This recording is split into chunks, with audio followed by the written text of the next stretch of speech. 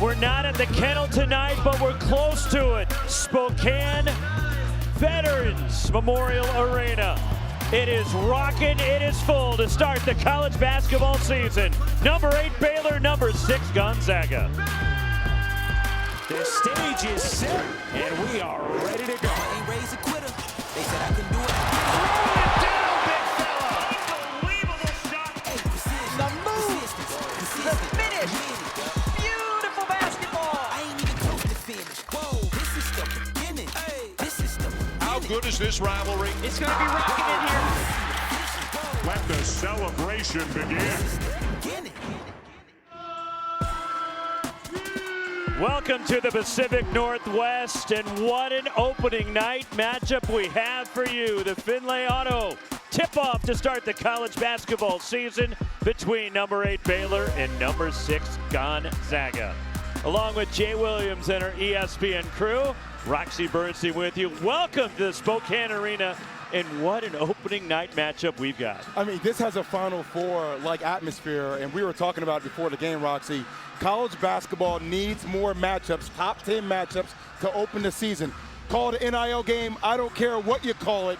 Baylor is on the road playing a true road game at Gonzaga. You couldn't ask for a better matchup to start the season. These two teams met in the national championship game not that long ago, and there is a little bit of a history between these two programs, but they're similar in the way both Scott Drew and Mark Few run their programs. Look, you're talking about the elite of the elite in college coaches, and for fans at home, 154 days from tonight will be the final Monday night of the season in San Antonio. Nothing better than the two top coaches in college basketball and two of the best programs. One program of speed and athleticism, another program of discipline and efficiency. Let's see which one gets the win today.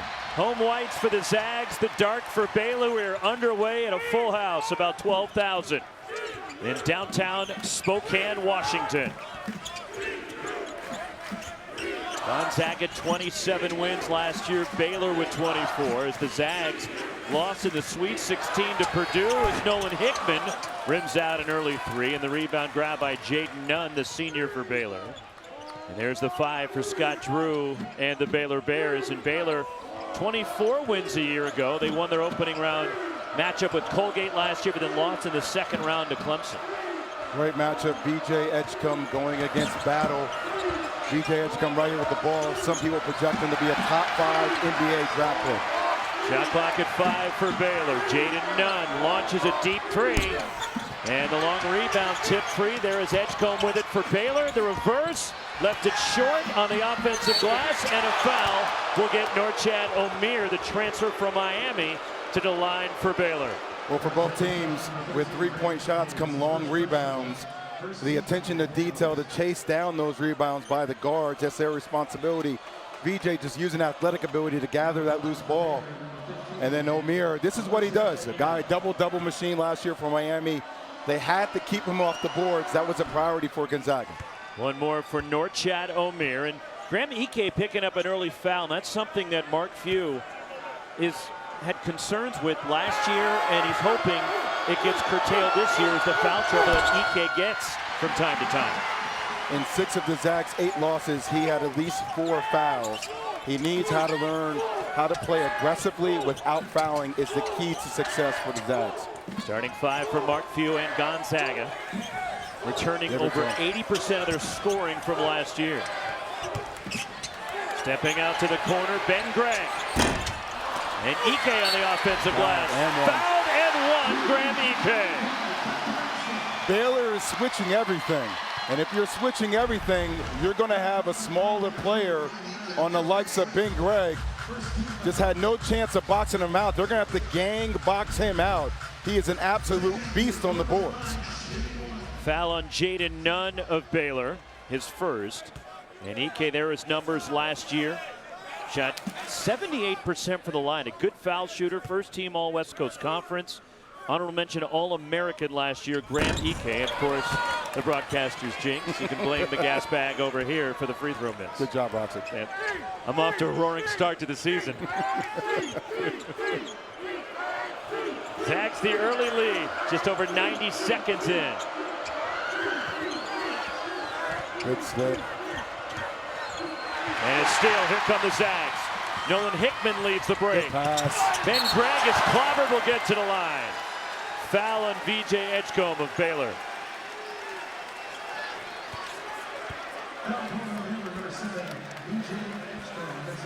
So the first on Edgecombe, the freshman from the Bahamas, who's going to be a star for Scott Drew this season. 128 and 35 since 2019. The second best among all Power Conference teams. Only Houston, which joined the Power 5 last season, has a better record during that span. That's how dominant Baylor basketball has been. One more for Gregg, 73%.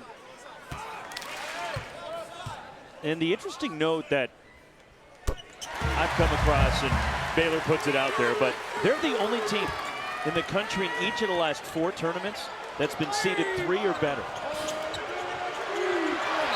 And it's deflected out by Gonzaga.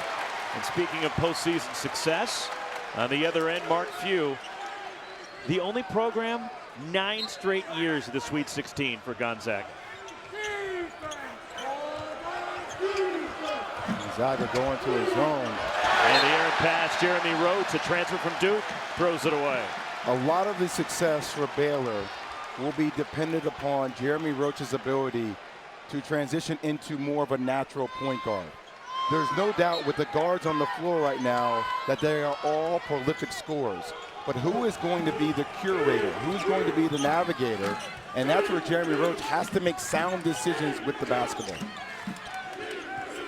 Caleb Battle, the transfer, crashes the key and an offensive foul. The charge on the well-traveled Battle, who has bounced around for a number of schools, played 3 years at Temple, started at Butler, last year at Arkansas, now finishing up his collegiate career at Gonzaga with the offensive foul. And that's an easy one to fix. You just got to come to a jump stop right there. Jeremy Roach was waiting for him for all but 5 to 6 seconds in the stationary spot. Just come to a jump stop, reverse pivot, look opposite. They had a wide open shooter. Surprising that a guy from Duke would take a charge. Hey, he's not a Duke guy anymore, okay? He's a Baylor guy. Oh, so now he takes a charge. That's what you're saying. Baylor without a key piece tonight. They will not have Langston Love. He's still slow coming back from that ankle injury, which bothered him toward the end of last year. It's something Baylor needs to do more of, because obviously Gonzaga is very successful whenever their bigs are able to stay on the court. Okay, like we just talked about that before. When you look at the likes of Graham Ike, who's on the court and not in foul trouble, Jeremy Roach will continue to drag him on ball screens and try to draw that second foul early. Transition, Nolan Hickman penetrates, gets to the bucket, lays it in.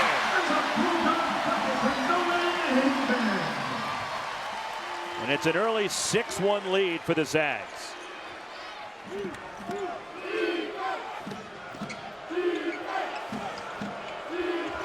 Baylor, a team that has just 1 starter back from last year, but they do have experience at other places. The key for Scott Drew is to get these pieces to fit together. And this is a team that may struggle a little bit early, Jay, but come February, when they're a team that's probably going to be hitting their stride and improving as the season goes on.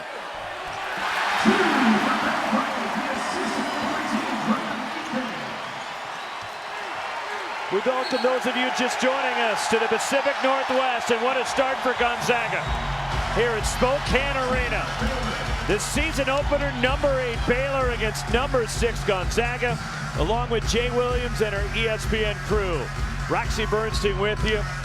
And for Gonzaga, here they are, technically not at home. They're down the street from the Kennel. Technically. But you wouldn't know it the way this place is rocking right now. I mean, this place has a Final Four vibe to it. The energy level is off the charts, and the caliber of basketball that we're seeing in opening minutes are 2 teams that could potentially make a Final Four push when we get to the end of the season. Baylor, superior athletic ability, and then Gonzaga, they have the size down low, they have the discipline, and they're playing fast, but they're efficient. It's really a pleasure to be here. First time out here in Spokane. This place is special. It is rocking. It is ready to go for this one. And an edge for Gonzaga when you look at how these 2 teams stack up for tonight, Jay. Over 80% of the scoring is back for Gonzaga. The continuity factor for Mark Few, how much does that help him in an early season matchup like this? Well, your guard play helps you, right? I think experience from the guard position and leadership. And then also your bigs. When you think about a guy like Graham Ike, right? He has to stay out of foul trouble, but he is an absolute beast down low. And then the additions of Battle that came over from Arkansas. He's a prolific scorer, a volume shooter. And then Michael Jaye, is a guy that was the leading scorer in the WCC, second in rebounds. They have two wings now that can attack downhill, which for Gonzaga last year, they were undersized. And now they have the ability to attack the rim at will. On the other side for Baylor, a little bit of a transition. Could be tough early in the year for Scott Drew with so many new parts when you lose two guys in the first round of the NBA draft. But Scott Drew trying to replace over 70% of his scoring when you look at Jacoby Walter, Yves Missing, first-round picks in the NBA. You know what? He just replenishes, he reloads. And you get a guy like B.J. Edgecombe who got a chance to play for the Bahamas team this year for the qualifiers in France. And he's an absolute star, a guy that's projected to be a top 5 NBA draft pick this upcoming season. And then in the transfer portal, you get Jeremy Roach, a 4-year guy from Duke, a prolific scorer, combined with another ACC player in Norchad Amir, who is a walking double-double machine that can play both inside and out. So Baylor has lost productivity, but then quickly reloaded. And you mentioned Edgecombe. He is the 4th Baylor Bear to be picked as preseason Big 12 Freshman of the Year. And that's pretty good company. Look at Keontae George and Jacoby Walter, who won it last year. He plays a little bit like Paul George with his pace. I'm not saying his skill level is there, but he has the explosiveness of Russell Westbrook. He's that dynamic when he's able to attack downhill. I got a chance to talk to Buddy Hield, who played on the team with him in the Bahamas for the qualifiers for the Olympics. And Buddy told me that multiple times on the court, he was the best player on the court. Now, know that he was on the court with Buddy Hield, who plays with the Golden State Warriors, DeAndre Ayton, who's been in the league for a while, and then also Eric Gordon. So that says something about the poise of the young player with a chance to be a star for Scott Drew once again. And I got to give Scott Drew a lot of credit also. You were talking about earlier, Jay, about these big-time matchups early in the season. Second straight year that Baylor has taken on a big dog right out of their chute. It's Gonzaga tonight, essentially a road game, even though we're not at the kennel. But last year in South Dakota, they opened the season against Bruce Pearl and Auburn. I love it. And I think one of the keys for Baylor, because their guards are athletic, you see Rob Wright III in the game now with Jeremy Roach, B.J. Edgecombe. I think that they need to pressure more. You know, we were talking earlier about where do the assists come from? Who makes the game easy because they have so many talented scorers on the court. I think Rob Wright III could do that, but they also can create a lot of points off their defense and their pressure. To the basket and the lane, a pretty drive by Norchad Omier, the first field goal for Baylor. I love it. Ike has a foul already. We talked about him being foul prone. Omier recognizing that and attacking him, putting him in position to foul again. Ends the 8-0 run for Gonzaga, and Omier has all 3 points for Baylor. Ben Gregg has 4 early to lead Gonzaga. Here's Caleb Battle. Good ball movement from the Zags. Ryan Nembhard missing a 3, but got his own miss, and his shot is blocked by Jeremy Roach. Here comes Baylor. Jaden Nunn to the basket, rolls it in. Love that move by Nunn. He dipped that right shoulder, didn't extend that forearm, bullied the small guard, and he was able to finish at the rim. Early appearance for the freshman Robert Wright in the backcourt for Scott Drew and Baylor, and they're really high on his future.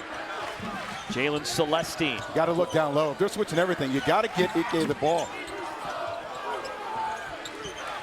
Here's Graham Ike on the block, and Ike misses inside. He had the size advantage, but missed, and Baylor comes away with a loose ball, and somehow staying in bounds and going to the basket was Omier. And he's fouled, and Norchad Omier is all over the place for Baylor. By the way, did you see the move on the sideline? He wrapped it around the defender with his left hand and kept the ball in bounds. Watch his left hand wrap around and then chase it down just with the relentless pace and got his own offensive rebound. I mean, he is an absolute beast on the glass. Seeing him play last year for Jim Larinaga, his ability to constantly stay in the game and his conditioning, losing 15 pounds this offseason, working on his jump shot, he has a chance to be an absolute star in the Big 12. He was the only player in the ACC last year that averaged at least 15 points and 9 boards a game. He averaged 17 and 10 last year for the U. You know what I love about him too? His hands are always ready. You know, a lot of times as a guard, when you're talking to your bigs, hey, look, when you catch the ball in these gaps, give me a target. Omier is always giving his guards a target to where to receive the box. Second foul, by the way, on Graham Ike. As off the bench for Gonzaga, Michael Ajayi, the transfer from Pepperdine. Also Braden Huff, he's got the ball moving inside. Once again, if they're going to switch everything, they're trying to double the big down low. Look opposite, you're going to get wide open threes. Dusty Stromer missed the three. And now Baylor into the lane is the freshman right, Jalen Celestine. The grad transfer from Cal, and he gives Baylor the lead. Celestine, a 44% three-point shooter for Mark Madsen in Cal last season. And Celestine knocks it away from Braden Huff, and it stays at this end with Gonzaga. Well, Celestine off the drive from right. If you fall asleep, you can't fall asleep on the best three-point shooter. He tried to get in that gap. No need for him to even be down there. The defender had stood him straight up. He was one-on-one. He held his ground. Stay with the shooter. Breather for Norchad Omier as Josh Ojanwina comes back in for Baylor. Dusty Stromer leads it up.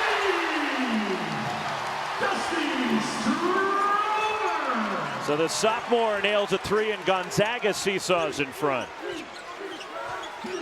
Stromer 36% on his threes last year, had an up and down freshman year. Jalen Celestine launches from the corner, and there is Michael Ajayi skying for the rebound, and now he looks to run. Braden Huff the trail three, and Stromer on the offensive glass. Throws it away, here comes Baylor.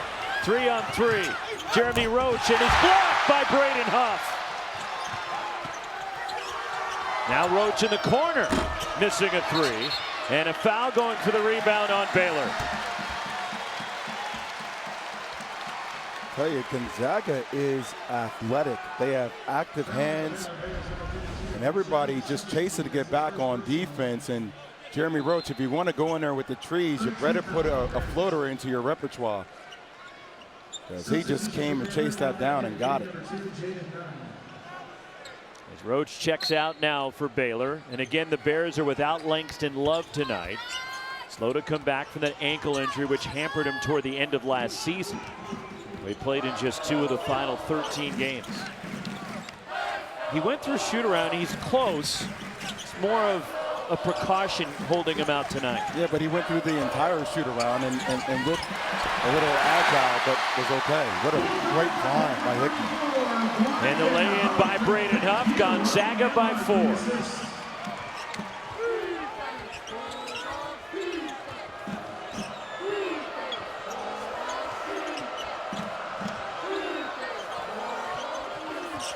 Robert Wright III, the freshman from Wilmington, Delaware. And a three is missed by VJ Edgecombe. And the Zags come away with it. Ryan Nembhard pushes. Stromer transition.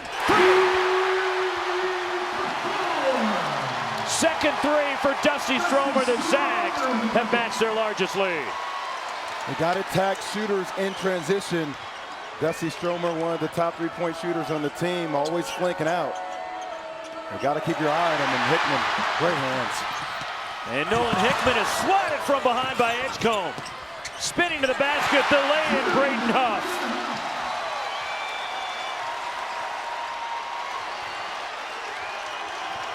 Eight straight for Gonzaga.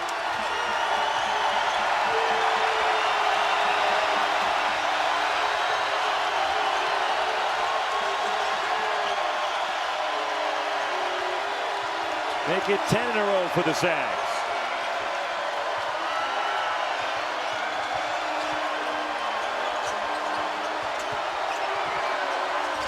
Tough runner by the freshman Robert Wright III. what a way to quiet down the crowd with a tough shot over the trees by Robert Wright. Ajayi losing the weak side rebound, diving for the loose ball. And a tie-up, and the arrow belongs to Baylor.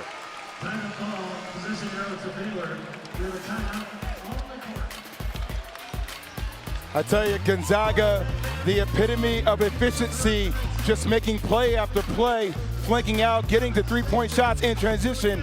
The Zags are rolling, and their efficiency is speaking for itself.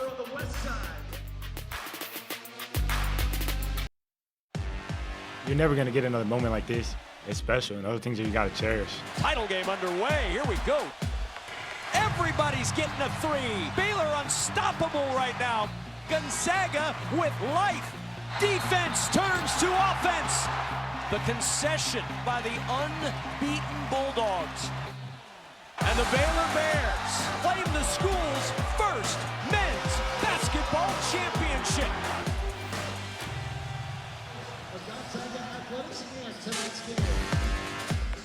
That was the memorable national championship back in 2021, won by Baylor over Gonzaga. Jared Butler led the way at 22 for Baylor in that game, as Baylor made 10 of 23 from three. They were plus 16 on the glass. That's where they won the game. Gonzaga shot 51% from the floor, but lost by 16 because Baylor dominated the glass. You know, and I think this Baylor team has to play similar. Not saying all the pieces are the same. Obviously, we got Jared Butler, Davion Mitchell, Adam Flagler. They were able to push up into you and press you and turn you over. The biggest question I have for this Baylor team is who makes the game easier for everybody else? Jeremy Roach is more of a scoring guard. Nunn is more of a scoring guard. Edgecombe more of a scoring guard. Somebody to make the game simple and put the ball on the platter for the bigs or other guards is critical. And if they can't do it that way, they have to do it with their defense and force turnovers. Backcourt violation. Gonzaga forces a turnover, and it goes over to the Bulldogs. And that begs the question, Jay, what you're getting at. Robert Wright III, you think he could have a huge impact for Baylor this year? I do. I think because it allows Jeremy Roach to play off the ball. It allows Edgecombe to play off the ball, and he is a certified winner. I watched them play at Mount Verde Academy for Kevin Boyle. They won a Chipole's national championship last year with Cooper Flagg and others. And a slam for Braden Huff. The Zags have matched their largest lead. Huff with 6 off the bench. Stromer also with 6 off the bench, and an answer from Baylor. Like I said, Baylor off those ball screens. Force the bigs to make reads. First points in a Baylor uniform for Jeremy Roach. After 4-year starter at Duke, 108 starts for the Blue Devils. There you go, swing it. Dusty Stromer. 3 threes for Stromer. If Baylor's going to continue to double the post, it's a simple algorithm. Turn face, look opposite, swing it. We'll stay at this end of Baylor ball, but Gonzaga inside and outside getting it done. But look here, there's no ball pressure. If there's no ball pressure, I can see the entire court. You have to get up into him. If you don't, he sees Huff for the easy slip. That's a dunk. We keep talking about Baylor's guards and their athleticism. Well, if those two words are going to go together, you need to apply that athleticism, and that starts with defensive pressure. Here's Roach into the lane. Falling away, well challenged defensively by Ben Gray.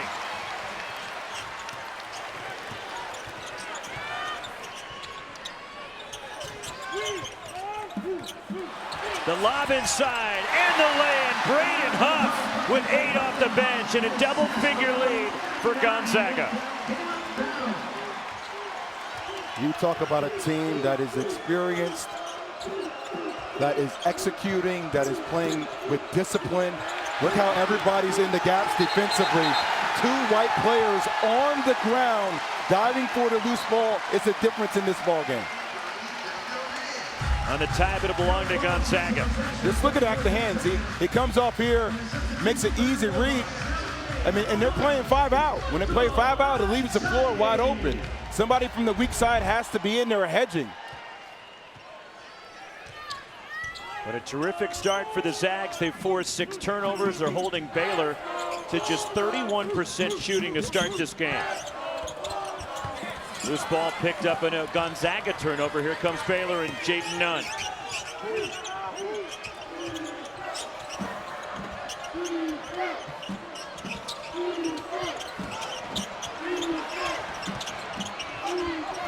pass. Nice drop off and the lay-in by Norchad Omier, but the feed from Jeremy Roach. Jeremy Roach actually looked off the defenders with his eyes and then made the play on the baseline to Omier.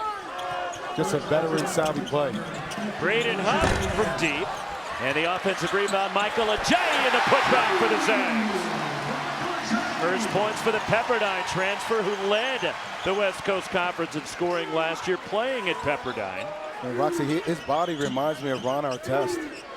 It's more like a more matured Rui Hachimura for the Los Angeles Lakers. I mean, look how Gonzaga's in all the gaps. And a foul will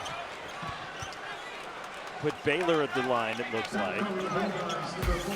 Coming up, speaking of these great early season matchups, how about this one for you? Friday night, Carolina, Kansas from Fog Allen Fieldhouse. Coverage begins at 7 Eastern, 4 Pacific on ESPN2 and the app.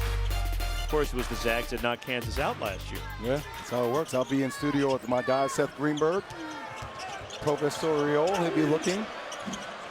Get a chance to see R.J. Davis go back to work again. Jalen Celestine. Look, a lot of content, a lot of settling for threes instead of driving to the rim. Baylor now, I think, is 1 of 10 from the three-point line. You got to start drawing up some fouls, get to the free throw line, see the ball go in. Good defense that time from Baylor, but it gets right back to Caleb Battle. Michael Ajayi from deep. And the rebound, Norchad Omier. Here comes Baylor. Jaden Nunn in transition. Darts to the basket and the finger roll from Nunn. Nunn and Wright and Roach have the ability with Edgecombe to get downhill. Don't settle for threes. Attack the paint.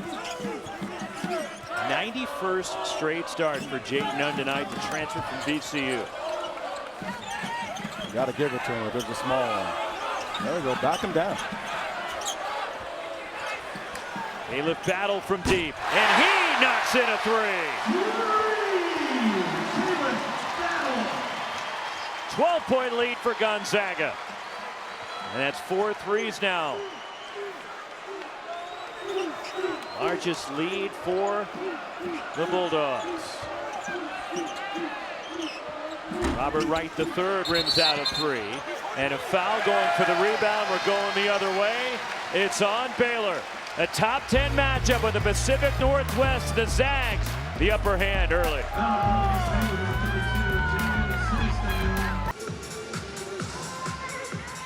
Well, it is Veterans Week, and we're saluting America's heroes, considering we're also at Spokane Veteran Memorial Arena. And Greg Nixon, one of our referees tonight, a U.S. Army veteran. Want to salute Greg, a terrific official out west, working with Kim Kissinger and Brooks Wells tonight. But Greg served his country and very proudly, and good to see him out here tonight. Big time games like this draw big time assignments for referees like Greg Nixon. Well, so Roxy, I feel like every day is Veterans Day. When you see people that sacrifice their lives or put their lives on the line to protect us, and the sacrifices of their families as well. Whenever you see somebody in uniform, you should take a second to stop them and thank them for their service. There is Greg Nixon, again served in the Army. And this is inside Spokane Arena. The veterans are remembered here on the concourse. And this is also the home arena for the Spokane Chiefs of the Western Hockey League. But Gonzaga playing here tonight. They'll have another game here in January. But this is on display all the time here at Veterans Memorial Arena in Gonzaga. And obviously there's Spokane, I should say. There's a big day tomorrow with the election, and there's a lot of stuff happening in the world right now. So all prayers to our troops across the world for defending our freedom and our independence, and we pray for their continued safety. 1-3-1 look from Baylor here, changing things up defensively. Nolan Hickman in that short corner there on the baseline. Yeah, but I like the changeup by Scott Drew right there. If you're switching everything in your man-to-man principles and you're doubling the post, that's where Gonzaga was just having a field day, giving him a different look with that zone, that 1-1-3. Largest lead for Gonzaga. And a foul committed by Michael Ajayi of Gonzaga. His first.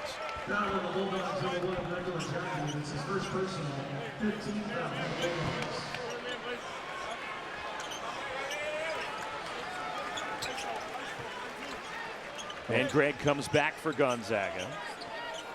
14 minutes of play, only 4 free throws attempted by Baylor. They should continue to find a way to drive and attack and get to the free throws. And a foul going for the rebound, and it's on Baylor. And they're getting it on Josh Ojanwuna of the Baylor Bears.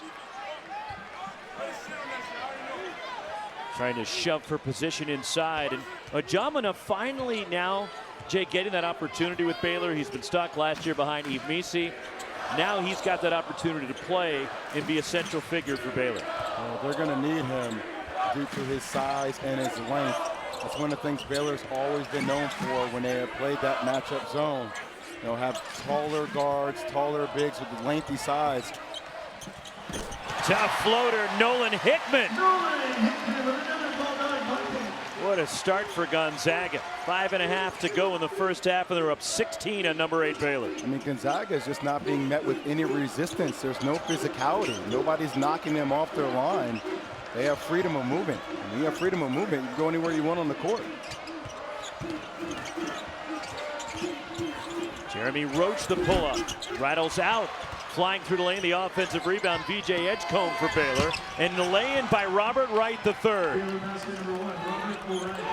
Wright III has such a strong upper body, and he initiated the contact. That's what smaller guards do. They jump into the bigs first to then bounce them back on bounce. Wright, who is ranked in the ESPN 100 by ESPN's national recruiting director, Paul Biancardi. Number 24, former Gatorade Player of the Year in Pennsylvania. And a deep three by Nolan Hickman is off of the offensive rebound. Dusty Stromer had a clean look. And the rebound secured by Josh Ojanwuna for Baylor. Good pass. And Ojanwuna the finish at the rim. And those are the easy looks. Roxy, I said at the beginning of the game, draw Graham Ike out into ball screens that opens up the lane for your big to roll or even slip the screen. And it's reads like that, which is why I think Rob Wright III is going to be critical for this team, because he makes the simple plays. Graham Ike missing inside, and the rebound controlled by Baylor and Norchad Omier. That's a win for Baylor. Ike barely goes over that left shoulder, always goes over the right. And the scoop by Robert Wright III, and Baylor has trimmed it to 10.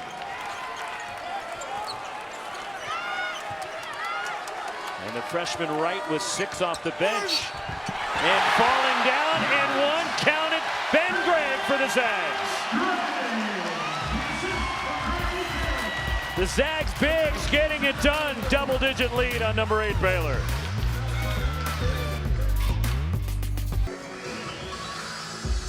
You know, Seth, it's early in the season, but I agree with you. You know, the addition of Battle and Ajayi, it gives them the size, it gives them the depth.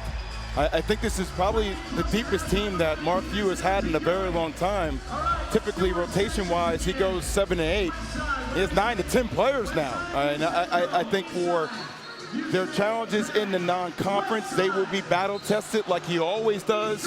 And then it always goes back into that WCC conference about them keeping that motor at a high pace. But the talent on the floor feels like Final Four talent for the Zags. And Seth was talking about the defense and the pressure they're putting on him. The other thing that stands out to me for Mark Few's team, Jay, is everybody on the floor is a threat.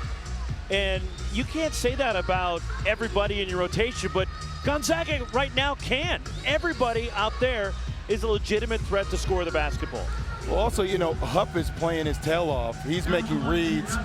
He's seeing when the double team is coming. He's swinging the ball to the weak side. And you got guys like Nimhard, and, you know, they just play with such efficiency, and there's a calmness in the way they play. And that IQ is what makes them so exceptional, because it's the IQ now combined with the size and athleticism. It's a season opener, and they're looking fantastic, Gonzaga. But how much does it help, Jay, that all these parts, for the most part, were here last year? Can you throw in a Caleb Battle and Michael Ajayi, you add them to the mix, but these pieces for Mark Few were here a year ago. Well, most of them are, but that's a scary part. They're playing really well right now. They're obviously knocking down shots from the perimeter, but you still feel like their ceiling is even higher because it's once guys like Battle and Ajayi become efficient because they're value shooters, then the sky is the limit for the Zags. Second bucket for Jeremy Roach. And a foul committed in the post. Jalen Celestine of Baylor. Sunday women's college basketball lineup at 3 Eastern, noon Pacific. The Gonzaga women's team on the road to take on Kate Pay, taking over for the legendary Tara Vanderveer on the farm. That's on ESPN2, then on ESPN. Number 9, NC State, and number 1, South Carolina in Charlotte. The second game of that doubleheader. Virginia Tech and Iowa will be on ESPN2. All 3 games are available on the ESPN app. Big shoes for Kate Pay to fill when you're taking over for Tara Vanderveer. Never easy to take over for a great. Ask John Shire. Yeah, I heard Dawn Staley today, head coach for South Carolina, talk about players learning how to be uncomfortable and learning how to love that process. And I think that's what you're seeing from Gonzaga. They're making life very uncomfortable for Baylor with physicality, knocking them off their spot and getting offensive rebounds and knocking down shots from the perimeter. Open look for Ryan Nembhard, his first points. 5 threes here in the first half for Gonzaga.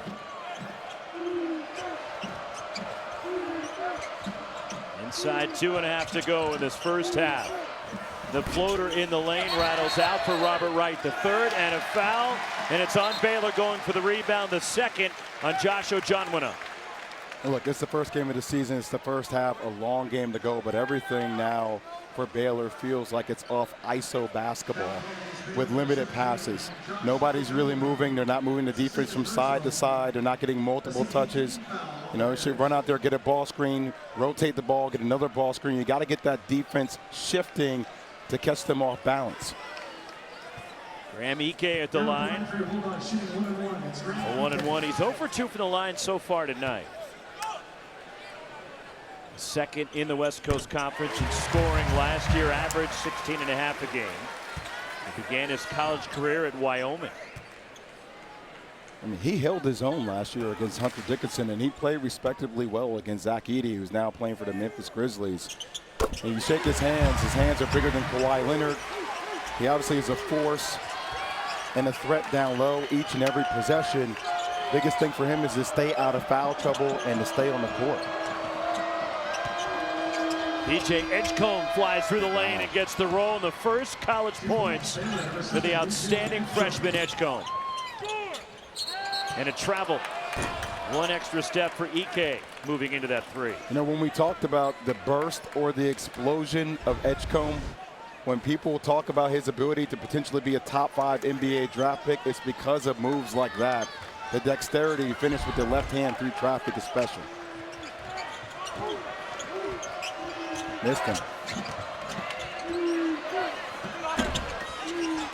The offensive rebound, Edgecombe is slotted by Caleb Battle. 4 on 3 for the Zags. Nolan Hickman down the lane.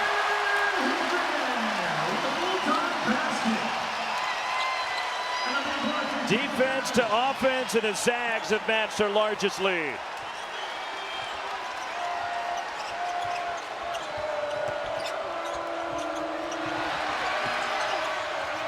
And a tie-up will stay at this end, 13 to shoot for Baylor. So last year, everybody talked about how undersized the Gonzaga Bulldogs were, but not this year when you got guys like Battle and Ajayi, 6'5", 6'6", with long wingspans that are defensively active. I cannot reiterate that enough. Being defensively active with their size and their frame is a major difference between last year's team and this year's potential. Gonzaga was a team that went to the Sweet 16 last year, and they were bounced out of the tournament by Purdue, and a foul on the inbound against Gonzaga, and it's on Brayton Huff, his first. But you and I saw Gonzaga early last year, and one thing that stood out to me, Jay, and look, Mark Few's been around this game for a long time. He's been the head coach for 26 years now, 36 overall at Gonzaga. I know he's been in the national championship game twice. Last year may have been the best coaching job that Mark Few did, considering what he was dealing with on his roster last year. Yeah. Didn't have much depth. There wasn't real balance to the team. And he had to alter what they were doing about midway through the year. And when they made the switch and they put Ben Gregg into the starting lineup, that really changed the way Gonzaga was playing. And that's when they took off and went back to the Sweet 16.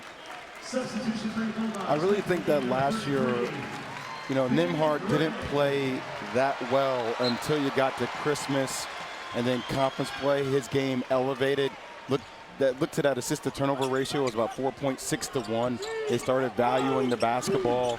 They started making shots. It felt like they were rejuvenating. Along the baseline, the lane, Ben Gregg has 9 to lead. Gonzaga, largest lead. A minute to go in the half. Look, Gonzaga is just dicing Baylor up. If it's man-to-man, they're hitting the ball down on the post. They're knocking down threes. They're dominating them down on the block. And if they're playing in that zone, they're looking that short corner each and every possession. Spins out for Norchad Omier. Last touch by Baylor. Once again, if you're seeing if there's no pressure at the top, and just the pass, what a dime. What an absolute dime. That's right. Put those on. I mean, he found you. An outstanding first 20 minutes of the season, and everybody's standing here in Spokane cheering on their Zags. Left open. Three, Nolan Hickman.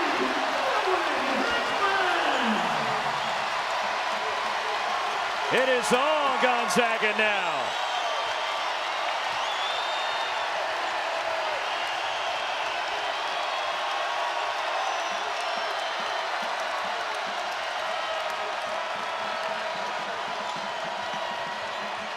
Jeremy Roach drives, falling away, and a whistle and a foul on the drive. Ryan Nembhard of Gonzaga, the foul with 1.2 left in the half.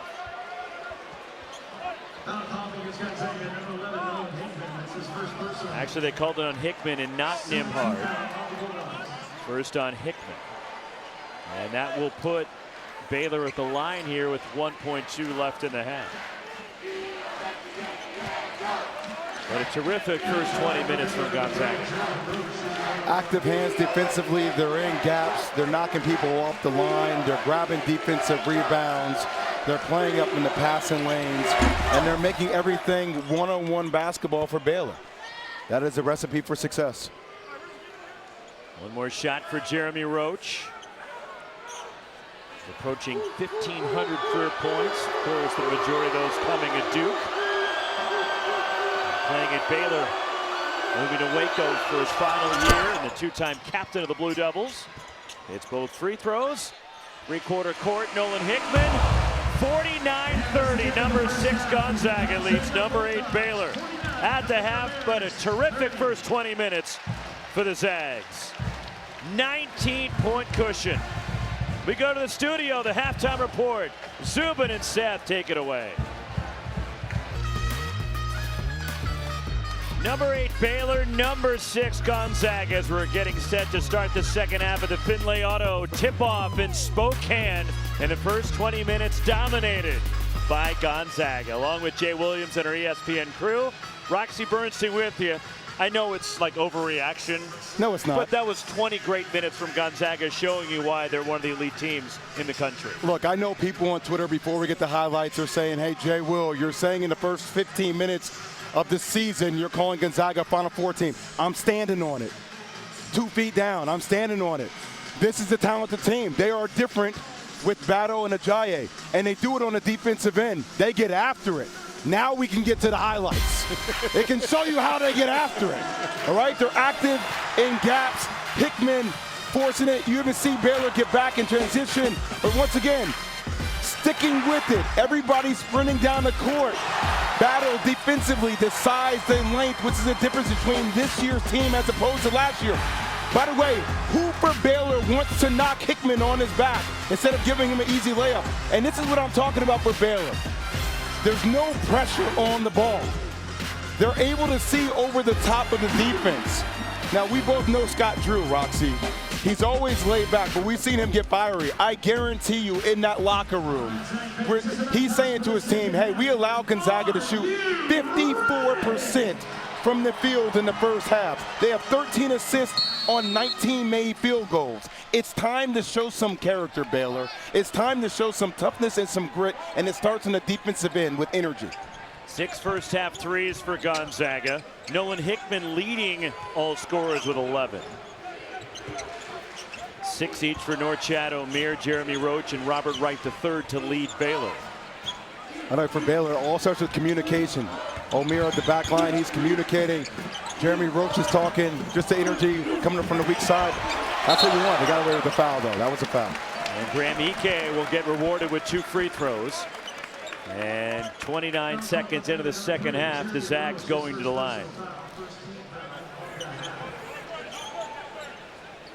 A foul on Jeremy Roach.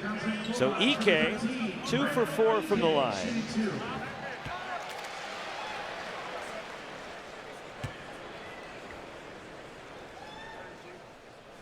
And the balance scoring for Gonzaga tonight. And Hickman leading the way with 11. And off the bench, the production from Dusty Stromer, Braden Huff, and the balanced attack for Gonzaga.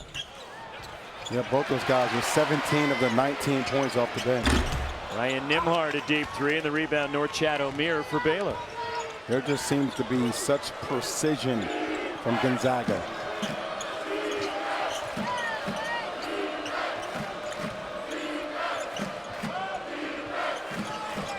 Baylor make a push here at the start of the second half. These first 3-4 minutes are going to be key. And a turnover. Got AK trailing. Nolan Hickman steps in. 3!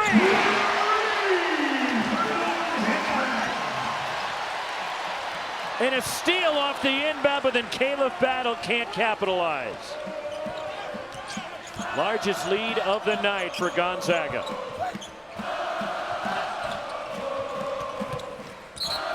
And a foul on the drive. It's on Ben Gregg of the Zags. Well, look, when the ball doesn't rotate and they go ISO ball one-on-one, just ball slips out of Edgecombe's hand there. And great job by Nimhard. You see why he led the team in assists last year with 7 per game. You know, just finding Hickman in transition as that trail, waiting for the play to develop. Last year, Nimhard, the single-season Gonzaga assist record. That's doing something. You look at all the point guards this program has had, including one of the greatest we've ever seen in the game in John Stockton, and the Zags force a turnover. By the way, that play, Ben Gregg just diving on the floor for the loose ball is the difference between winning and losing teams. Now, a lot of times you have players that bend over with their knees for the loose ball, but Ben Gregg, with his size and his frame, chose to, you know, sacrifice his body, and those are winning plays. That's when you get those 50-50 balls. The other thing that strikes me about this Gonzaga team, and you and I were around them all day, and you and I have been around this program for a long time, how connected this Gonzaga team is. They really enjoy being around one another, and it's obvious and it's contagious among the group. Well, we saw it during shoot-around. Their communication is off the charts, Roxy, and that's a sign of an experienced, older team. And we talked to Mark Few about his experience this past summer with the USA Basketball, and he came back really talking about how much LeBron James and Kevin Durant and Steph Curry, their communication was at an ultimate high. And I think that's what you're seeing from the back line to the front line. There's no miscommunication in what sets they're running, what their defensive scouting report is, what their schemes are. There's continuity there, and that is rhythm, and they found it early. 2 misses at the line for Gregg. And Josh Ojonwina clears it for Baylor.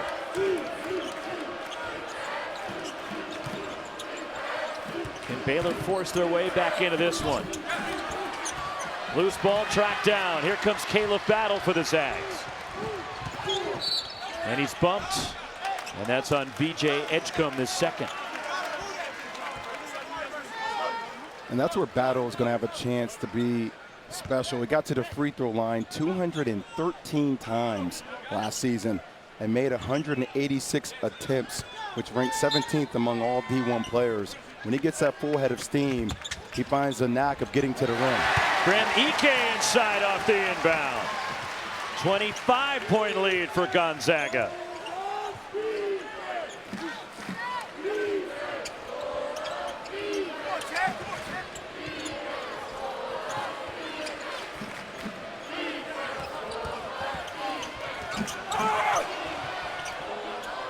Great rotation.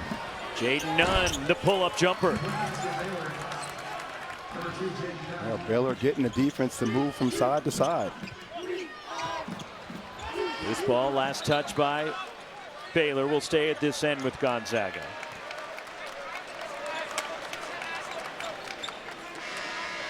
Scott Drew and Baylor off to a rough start against number 6 Gonzaga. And look, this is a team, I think their ceiling is high. It's a rough night, opening night, so many new pieces, so many key players gone from a year ago for Baylor. And it's going to be a work in progress. And you're going into the Big 12, which is not going to be easy when you look at how good that league is. And it got better with the additions of teams like Arizona this year. And an offensive foul on Gonzaga. What do you need to win in the Big 12 or the SEC or the ACC or the Pac-12? You need great guard play. Baylor has the guards. You have O'Meara, who's a talented big, a double-double machine. It's going to come down to their half-court offense, and defensively, can they be disruptive? And with that guard play, I think that's where you're looking for a ton of improvement for Scott Drew in this unit, their activity on the defensive end. Second three for Jalen Celestine. And you saw the graphic there, 5 Big 12 teams in the top 10. So, but once again, they're pressuring the ball, but their hands are down. There we go. Jeremy Roach has his hands up trying to deter vision. Nice drop off, and coming over to block it is VJ Edgecombe. And it stays with Gonzaga, but what a play by Edgecombe, the help side defense. Well, that's a great rotation defensively. Jeremy Roach was up pressuring the ball, using hands to deter the vision, sent him towards the short corner. Help came over, they trapped, and then Edgecombe came over from the weak side for the block. Deep three, Nolan Hickman. But that started with great sense of urgency on the recovery. Here comes Baylor and Jeremy Roach. Roach gets to the lane. Missing the fadeaway, Nolan Hickman the board. Zags looking to run, 4-on-3. Graham Ike the kick out. Caleb Battle.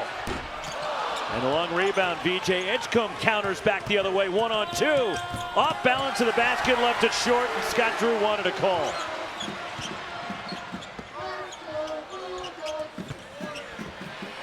And the block by Norchad O'Meara.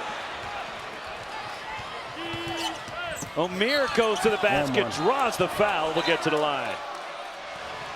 20-point lead for Gonzaga, leading Baylor in this top 10 matchup in Spokane.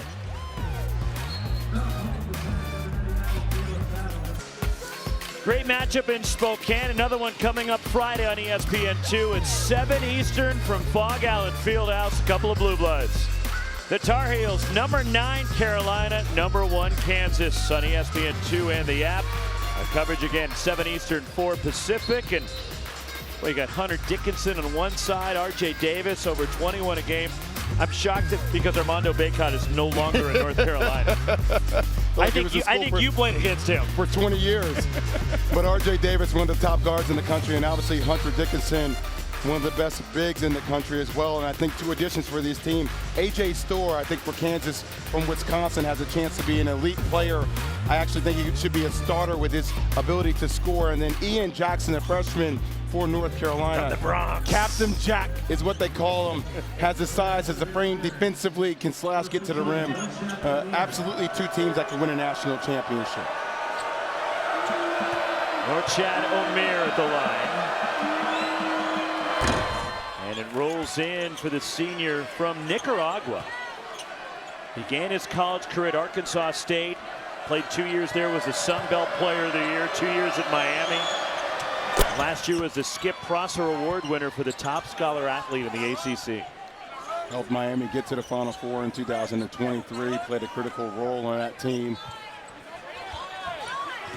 Just a guy who is the backbone of an organization, communicates a ton, just an absolute pro. Been working on that three-point shooting ability this offseason to extend the floor. He gets that in this game. He's a very dangerous weapon and has a high motor. The first player from Nicaragua to get a Division I hoop scholarship, and a slam for Michael Ajayi, and the ability of Braden Huff to pass it in the post.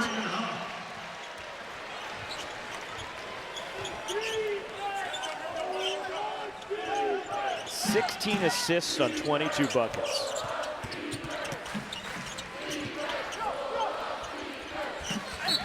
And one, Norchad Omier down low for Baylor.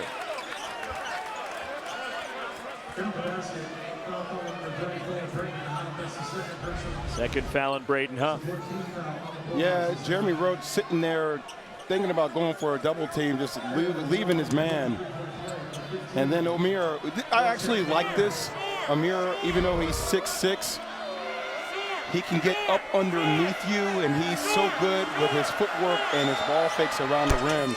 They should get him more touches on the low post. He's got 11 now to lead Baylor. They cut it down to 17. They've trailed by as many as 25 in this one.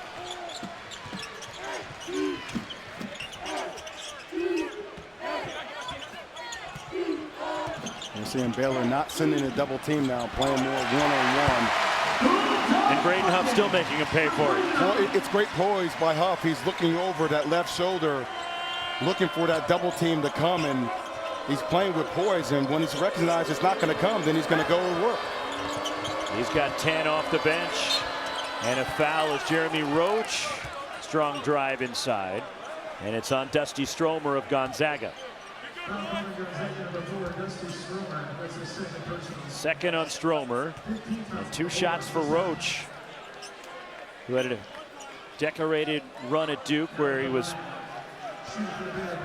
part of a team that won the ACC Tournament Championship, went to a Final Four with Duke.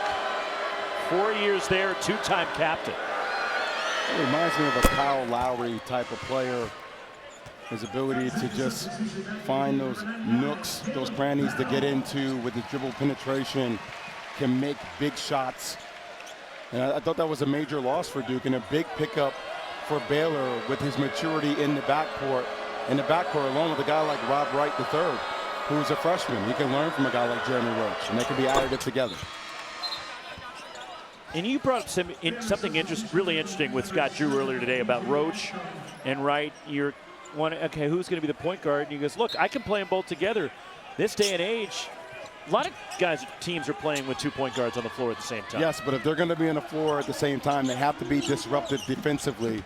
You know, talking to multiple NBA scouts, you know, for Jeremy Roach, one of the reasons he came back to school was to show that he wouldn't be a liability on the defensive end. And both him and Wright have to apply that pressure. That's what we talk often about. The upside for Baylor is their guard play and their athletic ability, but that starts on the defensive end. 14:09 to go. The Zags by 17 opening night in Spokane.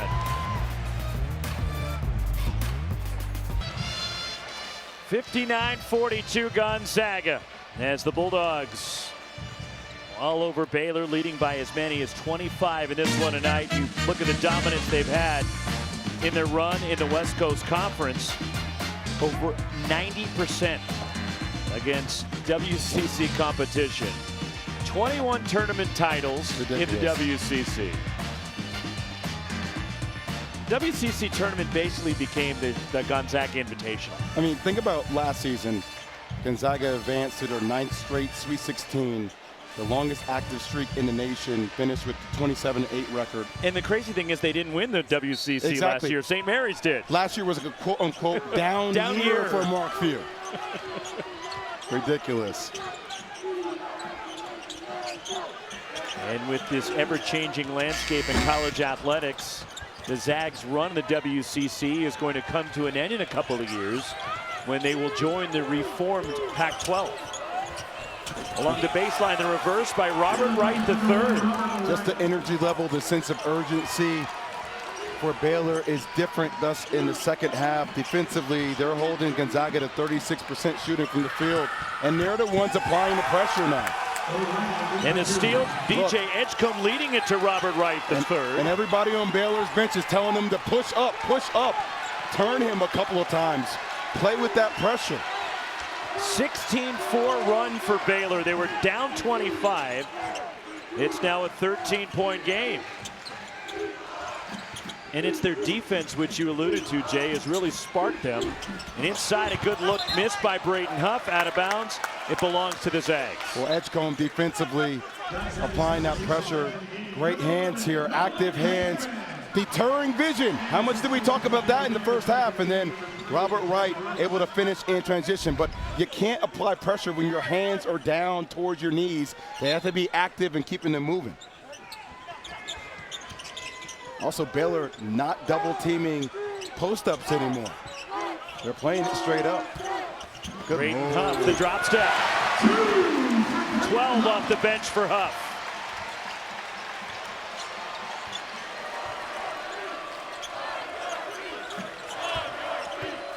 Or Chad O'Meara muscling his way inside, and a foul. It's on Braden Huff. And for Huff, that's his third. O'Meara at 240 pounds going against Huff, who's 250 pounds, but just has such a lower center of gravity and uses that grown man strength. You know, at times when you would go to the park as a little kid, I would play against these guys that just know how to use their strength more than others, and that is no Chad O'Meara.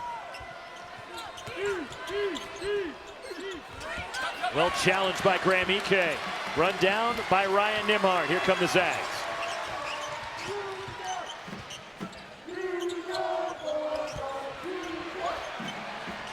Ike off the window. 9 for Graham Ike. And it's a 17-point lead. Baylor talked about that today in shoot-around, that he is a dominant over the right shoulder type of threat. You got to sit on it. Corner three missed by Jeremy Roach. In transition, Ryan Nimhard lost it. Countering, here comes Baylor. Robert Wright doesn't have numbers. Nothing there. Still drives off balance. It's a bad possession. It was 1-on-3. There was nothing there. Let the defense settle, run a play. And Gonzaga makes him pay at the other end. Graham Ike now in double digits. He's got 11.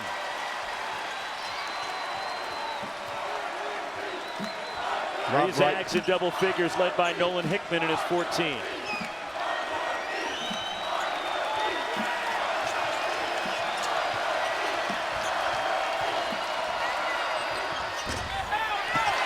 Michael Ajayi clears it for Gonzaga.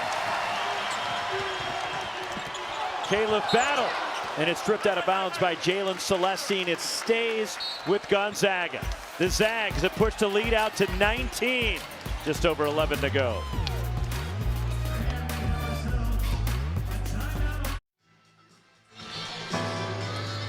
With the college basketball season opening all across the country today, we'd be remiss if we didn't revisit the legendary Bill Walton. Of course, our colleague, my broadcast partner for a number of games here on ESPN over the years, and the amazing legacy, not just at UCLA and not just as a basketball player, but in life. All the endeavors that Bill was a part of, and we need to pay tribute to our good friend who would have celebrated his 72nd birthday tomorrow. Are you going to do anything to, rejoice and celebrate Bill tomorrow? A few of us are to get together for dinner tomorrow night. People that were well connected to Bill. And we're going to enjoy, and probably a lot of stories we're going to tell. And speaking of stories, it's funny with Baylor being here, because about, it was like 7 or 8 years ago, Bill and I are doing a game in Tucson. Arizona was playing Baylor, and we're at shoot-around. Bill refused to call it shoot-around. It was practice. He wouldn't call it shoot-around. And as customary, Bill would sit at one end of the gym, and I would sit at the other.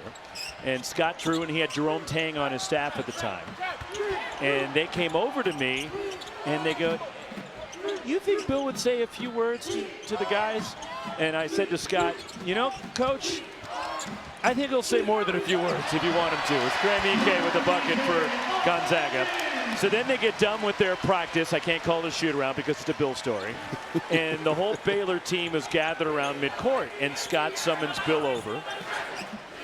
And then Bill starts talking.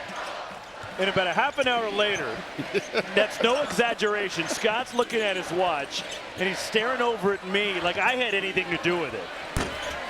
And I kind of stuck my hands out. I go, I told you. And Bill wrapped up after about 40 minutes talking to the Baylor team that day. Bill only knew how to do things the Bill way. Yes. He was truly one of one. Just let me say one thing to UCLA. UCLA, please hear me. You need to give a statue flanking the great coach John Wooden.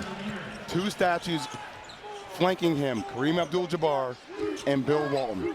There should be 2 statues of the 2 greatest players to play for UCLA flanking the greatest head coach for UCLA. Do the right thing. Ryan Nembhard nails his second 3. And it's a 22-point lead again for Gonzaga. They have made 8 threes tonight. And Gonzaga has won 37 consecutive games where they've made 7 or more threes. And they're on track to extend that to 38. Up 70-48 with 9:42 to go.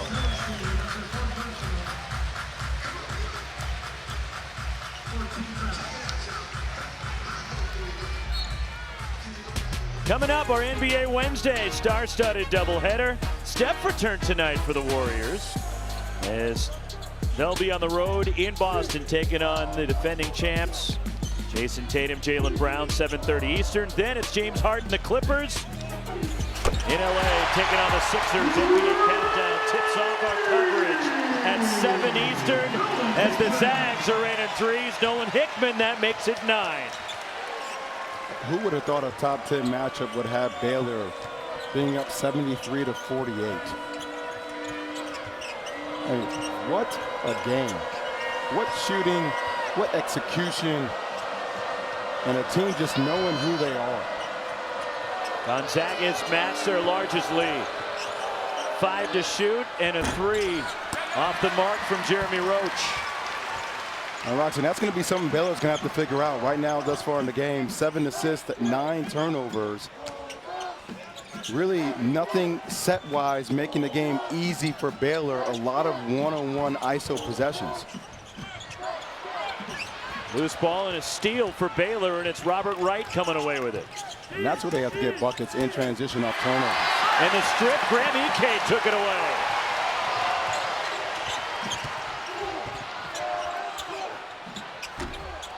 And the follow, Graham Ike has had a big second half. 15 now for Graham Ike, 11 since halftime, and the Zags' largest lead of the night.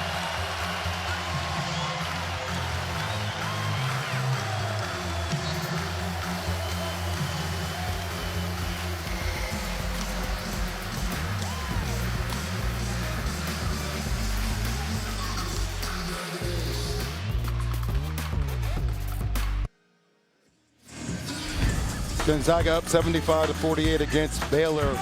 And thus far for the Zags, 18 assists on 30 made field goals. It didn't matter if Baylor was doubling the post or if they weren't tagging people in transition. Gonzaga knocking down threes, sharing the rock. Once again, this team with their size, with their passing ability, and with their bigs' ability to pass out of double teams and make the right reads, you know, that's one of the underlying great attributes of a team that can win a championship. A lot of times, even for a guy like Ike, 35 assists last year on 55 turnovers, decision-making out of the post, leading to high efficient shots is something that you really admire about the way the Zags have approached the game this evening. 53% shooting for Gonzaga tonight. They've made 9 threes. And Gonzaga, it's been a balanced attack. Nolan Hickman's got 17, Graham Ike 15 in a big second half. Braden Huff 12. As Norchad Omier, who leads Baylor with 15. but an impressive opening night performance from Gonzaga. Got him down low on the block again.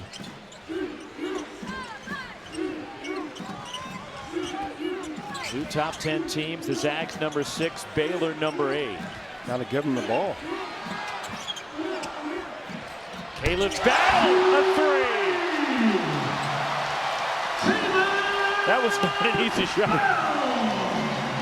I mean, that's why Battle is here, right? He's the one guy that now can give you instant offense and cook, and he can do it off the dribble.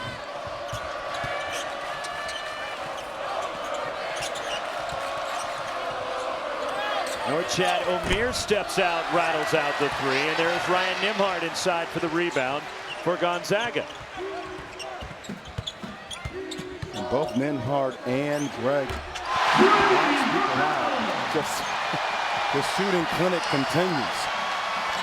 3 threes for Caleb Battle. 31-point lead for number 6 Gonzaga.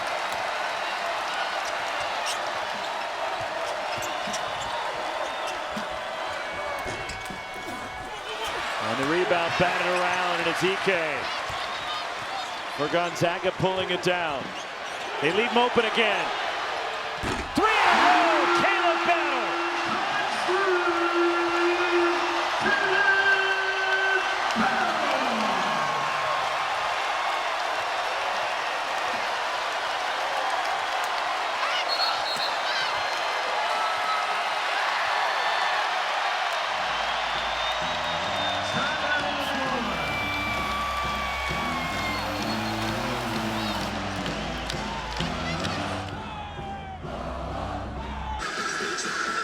Caleb Battle single-handedly on a 9-0 run for Gonzaga. There was a 4-game stretch last year in the SEC where this young man averaged 37 points per game.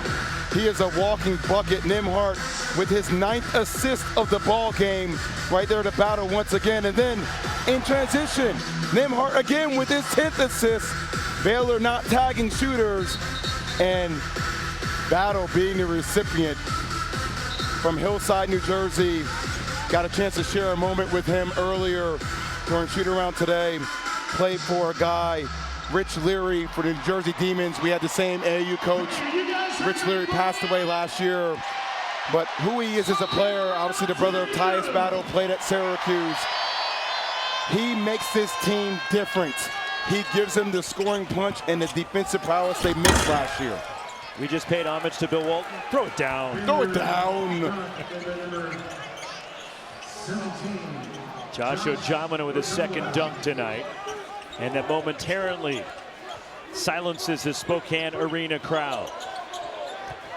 But it has been rocking, and this building is about double the size of the Kennel. You think it's going up again? He wants to. And here comes Robert Wright III back the other way. By the way, everybody for Gonzaga sprinting back in defensive transition. And a foul out top, and it's on Gonzaga. Just think about what I said, Roxy. They're up 32 points, and everybody for Gonzaga, with 5 minutes left to go in the second half, sprinted back in defensive transition. Fourth on Braden Huff. Those are championship habits. You're not playing the scoreboard. You're just playing the game. You're playing a possession. I mean, that's the goal. That's what older teams do. They win each possession, and they compete. A miss from Josh Ojamina. A junior from Nigeria. He's bulked up. He's added about 25 pounds from last year, and had the opportunity to start as the post player for Scott Drew after Yves Misi took that role over last year and was the 21st pick in the NBA draft. Stripped out of bounds. It stays at this end with Gonzaga. And you talk about the talent that Scott Drew has been able to have. Jacoby Walter, Ray J. Dennis last year did a great job of just making everybody else around him better. Dusty Stromer, the recipient of the Huff pass. 11 off the bench for Stromer tonight.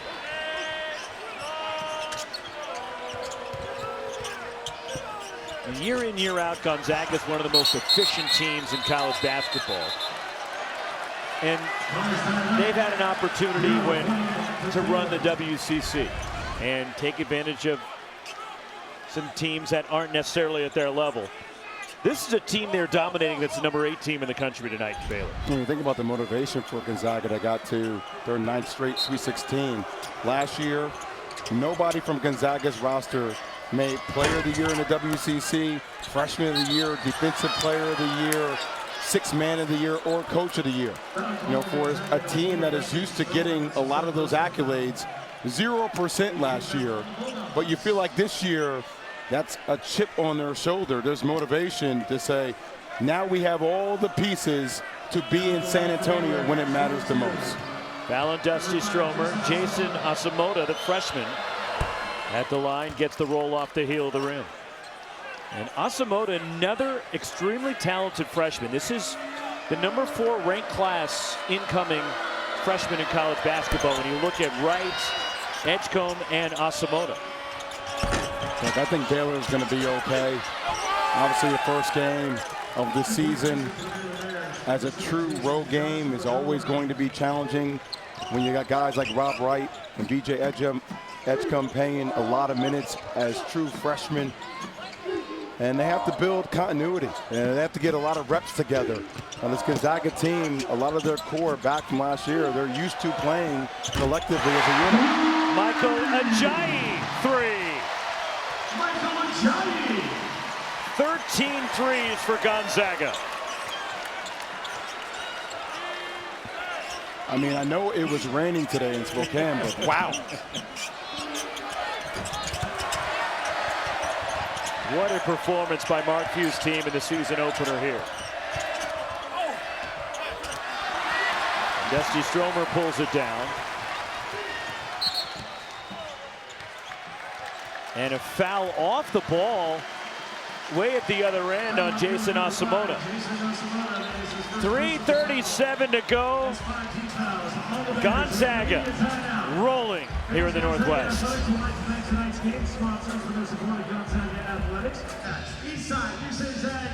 Well, it's certainly been a dominant performance from number 6 Gonzaga here at the Spokane Arena tonight.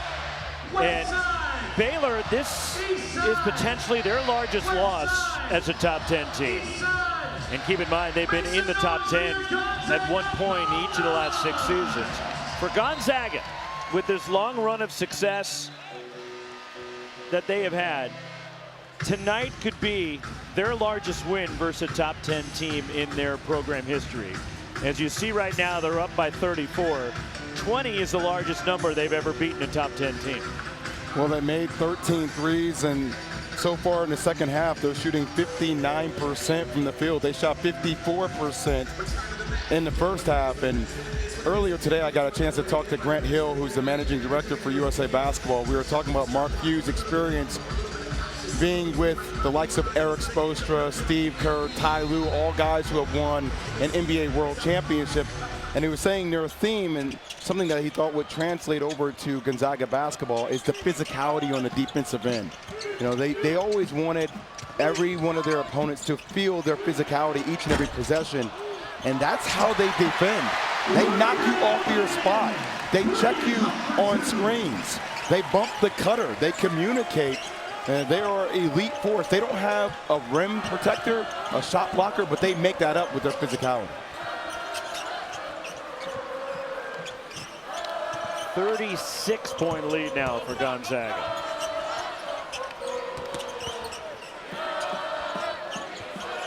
And dismantling of Baylor here tonight. And a foul will get Jaden Nunn to the line for the Baylor Bears. Did not look good.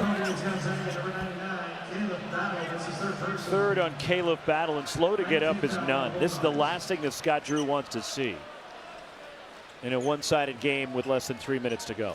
They've already lost Langston Love earlier, wasn't able to play, and I'm not sure if he came down on it the wrong way or if he has a cramp. I think it may have been more of a cramp. You can see the way that calf is really tight. Just happy he's okay. So he is being helped off by the athletic trainer, and somebody will have to come in and shoot the free throws. And Ojamuna, the chosen foul shooter. As Edgecombe comes back for none, but nice ovation as Huff and Battle leave in the first appearance for Gonzaga. And Ismaila Diané, a freshman from Senegal, in the game, as well as Emmanuel Inocente, a sophomore from Italy, and one more for Ojamuna. Women's college basketball tripleheader. The Gonzaga women to take on Kate Pay and Stanford at Maples Pavilion, ESPN 2 at 3 Eastern. She has the unenviable task of taking over for Tara Vanderveer. NC State, South Carolina, followed by Virginia Tech and Iowa. All games on the ESPN app as well.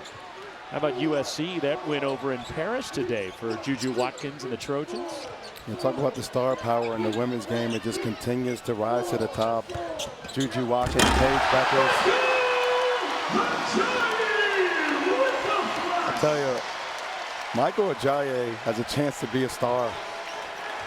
He has a 7-foot wingspan. That size, that frame, that is a pro body.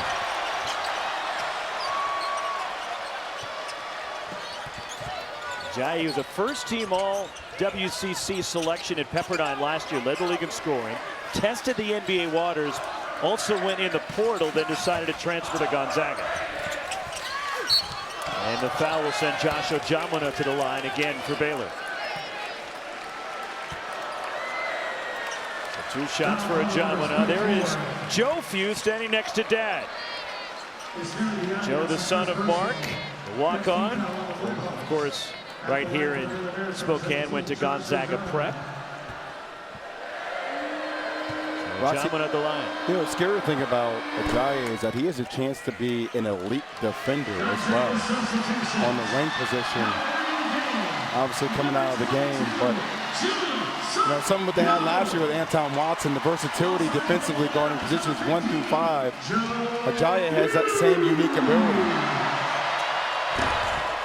1 for 2, Ojamuna. Dusty Strome with the rebound. Not only is Joe Few in the game, but the first appearance for Jun-Suk Yo, the junior from South Korea. I think the crowd might blow the roof off this place if Joe Few scores. And a steal for Josh Ojamuna. Wow! VJ Edgecombe, my goodness. That staggered Joe Few. You see the athletic ability? You see why everybody his saw it right there. Yeah, that's it. Whoa. The crowd's still buzzing here in Spokane. He almost got another one. Stepping into a 3 that's short from Jun-Suk Yo. But VJ Edgecombe, my goodness.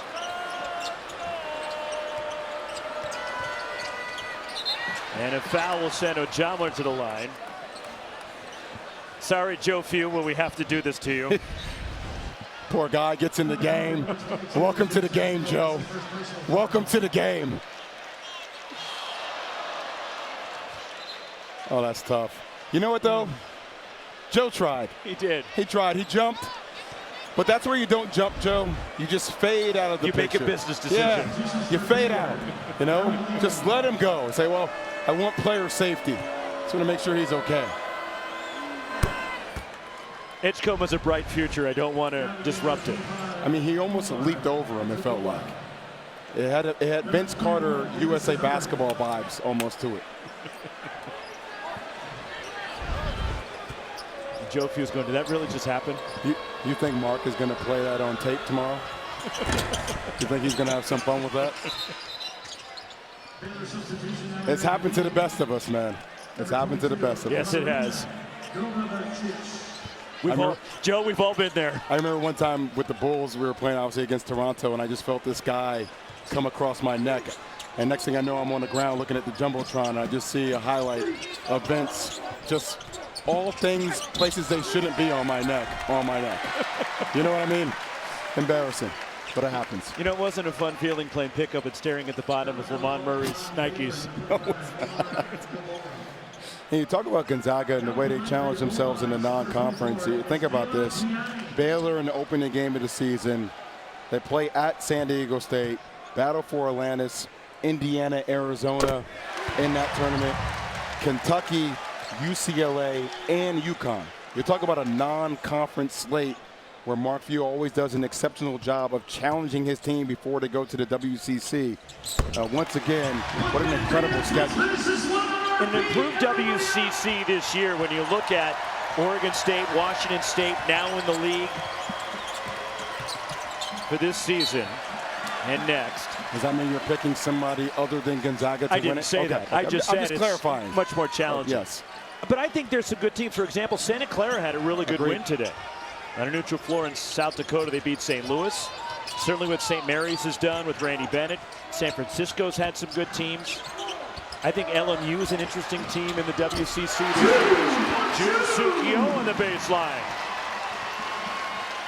A dismantling of Baylor by Gonzaga tonight.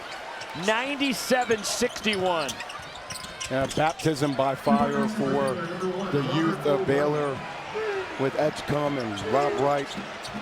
They have to get Langston Love healthy. Obviously, he's a three-point threat from the outside. Find more continuity with Jeremy Roach. No Chadomir. Baylor has the talent. Just need to find that defensive sense of urgency to go to the next level to compete. Did we give Joe Few an assist there? Yes, well, okay, all right. Unfortunately, Joe will not be remembered for the assist today. And now Joe Few away from the pack. Score, Joe. And it goes in, the Zags, 101. And a crushing of Baylor here. What a performance by number 6 Gonzaga.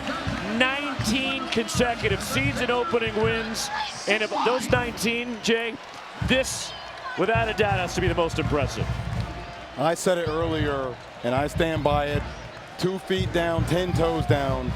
Gonzaga has a chance to be a national championship team. They have the size, they have the depth, they have the leadership, they have the poise, and they have the ability to execute. And the addition of Battle and Ajayi make this team different. 101-63, Gonzaga hammers Baylor in this matchup of top 10 teams in the Pacific Northwest. It's not revenge for the championship game in 2021, but this will make Gonzaga feel a little bit better. For Jay Williams and our ESPN crew, all Zags in Spokane, Roxy Bernstein, so long from the Pacific Northwest.